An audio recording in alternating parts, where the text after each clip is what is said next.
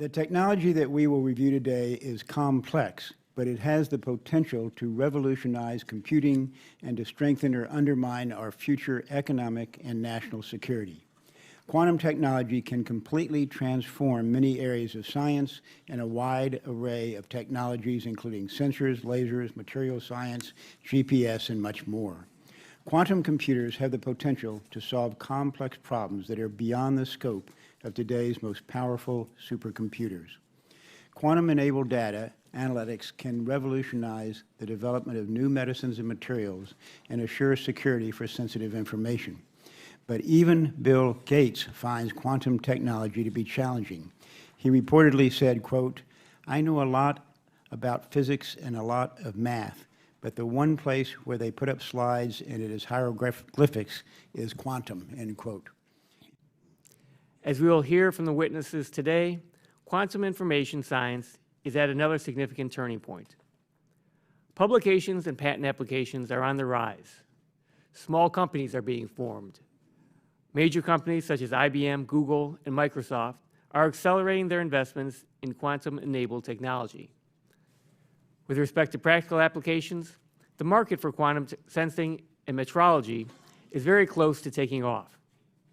Technology developers envision a future in which quantum sensors eliminate the need to use GPS satellites for navigation, can be embedded in buildings to measure stress, can be woven into clothing to monitor vital signs, and can even be injected into our blood to help diagnose disease. Another practical application is quantum communications. This is an ultra-secure method that uses quantum principles to encode and distribute critical information, like encryption keys, and will reveal if they were intercepted by a third party in transit. Multiple countries are investing heavily in this technology, which may be next in line for the commercial market. The world especially took note of China's launch of a quantum-enabled prototype communications satellite last year. Quantum computing may be further from becoming a reality, but the potential applications for both science and commercial market are mind-boggling. I have no doubt other important policy issues will emerge in this hearing, including, importantly, the impact on cybersecurity. Quantum technology is an emerging field that will likely have a large impact. Its current and potential applications are frankly too numerous to mention, as they range from enabling vast improvements in our ability to discover and develop new pharmaceuticals to ensuring the security of our most critical infrastructure. Quantum computing may also have profound implications for cybersecurity technology, with China and Russia focusing their efforts on quantum encryption, which could allow for 100% secure communications. It is absolutely imperative that the United States maintain its leadership in this field. Many nations view leadership in quantum computing as critical to making significant breakthroughs in medicine, manufacturing, artificial intelligence, and defense, and to reaping the rewards from these investments and breakthroughs. These applications include quantum communications, quantum algorithms and software, data security, imaging, and quantum sensors, and can be applied to anything from national security to the Internet of Things to advanced sensors for gas and oil exploration. Worldwide interest in investment in quantum computing and related technologies has spiked in recent years, following important, increasingly complex technological demonstrations by overseas research efforts. NIST programs on quantum algorithms and post-quantum cryptography further build on a core effort in quantum information theory, with a focus on addressing security challenges anticipated when practical quantum computers are realized. NIST, working with industry, has played a leading role since the 1970s in developing cryptographic standards. NIST researchers are using their understanding of quantum algorithms to create new classical encryption algorithms, commonly referred to as post-quantum cryptography, that will be resistant to quantum computing attacks. I welcome this opportunity to highlight the promise of quantum information science, which I'll call QIS. So that's a little bit of an acronym. QIS harnesses quantum phenomena with the promise of creating more precise measurement systems, more accurate sensors, more secure communication, and more advanced computers that will outperform today's most powerful digital supercomputers on a range of problems in material science, molecular simulation, design and optimization, and cryptography. There will be benefits in nearly all areas in all sectors of the economy, as well as new challenges, particularly in the areas of cybersecurity. Current and future QIS applications differ from earlier and ongoing applications of quantum mechanics, such as those that led to the laser, by exploiting distinct quantum behavior that does not have classical analogs and does not arise in non-quantum systems, such as superposition and entanglement. The largest quantum information science and technology programs outside the U.S. are in China, the European Union, and the United Kingdom, and those countries are planning ambitious investments. We tend to think classical computers can solve any problem if they are just big or fast enough, but that is not the case. There are a whole class of exponential problems that classical computers are not good at and never really will be. One example is simulating the behavior of atoms and molecules. Unfortunately, for anything beyond very small molecules, this task lies far beyond the capacity of conventional computers. Accurately simulating relatively simple molecule like caffeine would require a classical computer roughly 1/10 the size of planet Earth. With better simulation, we could do amazing things. We could develop new life-saving drugs or manufacture incredibly light and durable new materials for airplanes. When I talk to leading U.S. companies about their unsolved problems, the problems that if solved could bring them huge economic benefit and competitive advantage, these exponential problems turn up everywhere. There are problems such as developing new materials at a chemical company, understanding aging of batteries at an automotive company, optimizing the supply chain at a logistics company, and hedging risk in commodity prices at a consumer goods company. What they have in common is they are exponential problems that have real business value if solved. Quantum computing holds the promise to solve these types of real problems and bring real commercial value to U.S. industry. It is a radically different computing paradigm that could launch a new age of human discovery. IBM has built and made available via cloud access real quantum computers of 5 and 16 qubits for education and exploration. These IBM Q Experience systems were the only freely available quantum computing resource until this month when a Chinese institution made a smaller 4-qubit system available. IBM has also announced IBM Q, an initiative to build the first universal quantum computing systems commercially available to industry and research partners. Access to 17-qubit systems is planned for later this year, with growth to 50-qubit systems in the not-too-distant future. These systems are located in New York and securely accessed by IBM Q partners via the cloud. When one examines the depth of the commitment other countries are making in quantum computing, our belief is the U.S. government investment in driving this critical technology is not sufficient to stay competitive. The European Commission announced last year that it would create a €1 billion research effort called the Quantum Technology Flagship. According to estimates by McKinsey, the European Union has twice the number of quantum researchers as the United States and dedicates 1.5 times the funding. China has also increased the national prioritization of quantum technology. That same McKinsey study showed China had more quantum researchers than the U.S. In China, government and industry are working cooperatively. The Chinese Academy of Sciences and Alibaba jointly established the Alibaba Quantum Computing Lab with clearly defined goals to build 50-qubit and larger systems. The cost of computing has decreased by about 10 orders of magnitude in the past 60 years due to Moore's law scaling. Yet, the basic architecture of the computer has remained essentially the same. Recent developments in quantum science promise a new computing architecture dramatically different from anything that we have used before. Quantum computing today is in its early stages. This technology will not replace conventional computing machines, but it will offer unprecedented speed and efficiency advantages over conventional computing in 3 important areas. These are in cryptography, complex data analytics, and computational quantum chemistry. Advances in the latter would change the way we invent new materials. If the history of computers is any indication, there will likely be many more applications in future. Subtle effects in quantum mechanics enable a quantum computer to probe information space simultaneously rather than sequentially, resulting in its vast superiority over classical computing. U.S. companies have recently built small quantum processors containing a few tens of quantum bits, the unit devices within a quantum computer. But today's state of the art is a long way from where we wish to go. Quantum bits are prone to errors. At today's level of perfection, we need quantum processors containing tens of thousands to 1 million quantum bits. Advances are required in devices and architectures, and this will only be as good as the materials upon which these are based. Quantum devices follow radical rules. These are new rules with which to compute and process information. For instance, with merely 100 atoms, which is a very tiny amount of material, we can store more information that is on all of the memory in the world, in all the hard drives and all the computers. I bring this up because with these radical rules come radical types of hardware to do this. And the real trick in developing quantum hardware is to isolate it from the environment, prevent it from being measured until you want to measure it at the end of the game.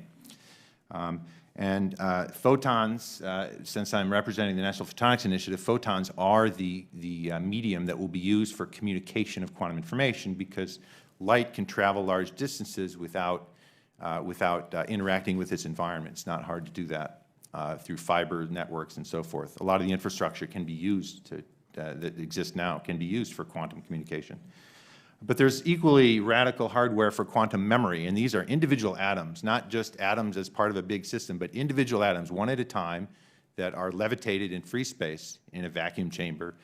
They may be cold, they may be at room temperature. There's all kinds of other hardware. And with this exotic hardware, there's a particular problem in the field now, both at academics and at academic institutes and in industry, and that is, at universities, we don't build things. We don't do engineering. You don't see an airline being built at a university. On the other hand, industry doesn't have the industrial engineering background. I can hark back to the days when classical computers in the 50s and 60s transitioned from vacuum tubes to silicon. The silicon transistor is a big beast, the single device, and miniaturizing it took the task of a new generation of engineers. They weren't the vacuum tube engineers that did this, and so we're in a sense missing that critical link between research and development. Our collective sense is that we're at an inflection point with QIS. For many years, and the investments by our agencies go back many, many years, there's a sense that things have manifestly changed in the last couple of years. There's areas that seem like they're going to be solved in 15 years, and it's always going to be 15 years. Is quantum computing one of those areas that we're, Crosa? Well, if you'd asked me that question 5 years ago, or maybe even 3 years ago, I might have said, yeah, that could be the case. But I think now that you see smaller scale quantum computing being available, so Chris Monroe, who has made a quantum computing device at the University of Maryland. You'll have IBM, who's put their quantum computing device online. It's becoming real. It's not becoming real yet at the scale of the number of qubits and the size of the computation that could pose a threat to cracking RSA, for example. But we've made a real quantum leap, if you will, from 5 years ago to today, to actually having these devices and making these devices available to folks. Digital electronics pervades everything that we do today. And the quantum technologies that are coming about through research in QIS are likely to have a similar effect as we move into the future. And, we are, in fact, at an inflection point, and the time really to invest is now. I'll just start out by talking about something that's already been brought up about China launching the quantum-enabled satellite, transmit ultra-secure data, the 1,200-mile quantum communications link between Shanghai and Beijing. China's also recently announced a $10 billion quantum computing center. So the question is, where do we go and what do we need to do from here? And the idea of having a quantum initiative, I think, is a great idea. I'm very hopeful that we'll be working on that. The U.S. is leading the race, but the next few years are going to be very interesting, particularly with respect to China. There's two things to note. One, the results on their satellite link. That, I think, is an engineering tour de force. Second is the hiring that's going on in China in the quantum area, hiring PhDs, scientists, putting huge amounts of investments in starting up labs. If you look historically, that one of the greatest strengths of U.S. science programs has been the emphasis on basic science. And by contrast, if one looks at the efforts that are being put forward both in the European Union and the United Kingdom, they have a very strong technology focus. And I think that we should not lose sight of the fact that much of the innovation that is necessary for making rapid progress in this area does actually come out of the basic science. Is it going to be more of a cooperative international effort or a competitive international effort? Dr. Binkley. I think it's actually going to be a combination of both. I mean, there are certain areas where the relationship between our researchers and their counterparts in foreign countries is very collegial and very collaborative. But there are also areas where it's very competitive. And in the areas related to quantum science and technology, I think we're going to see a more competitive nature when it comes to international dealings because of the economic forces that will come to bear. We've heard lots of testimony of our competition abroad. I sit on advisory boards in Europe, Canada, also in China, and indeed, their coordination is alarming. We've heard multi-billion-dollar estimates for in China, both at the conglomerate Alibaba and also the government, to build quantum centers. In NIST, we've already embarked on the path of trying to find algorithms that we can replace our current public key infrastructure with that will be quantum resistant. This is being taken seriously because we know that it is essential to have it, so we believe that will happen.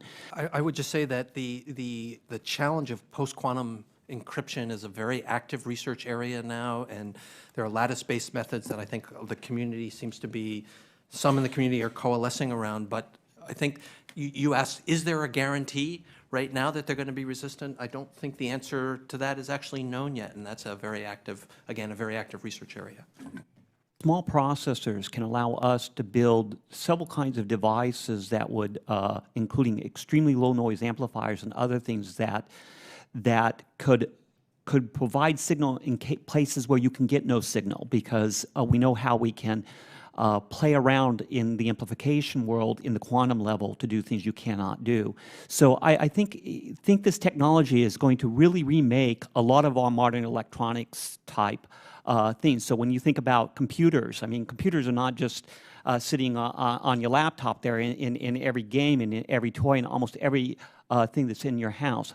The technological challenges of isolating them are hard, and yet we know with NV Sanders and Diamonds, for example, that we can maintain coherence in a quantum system at room temperature.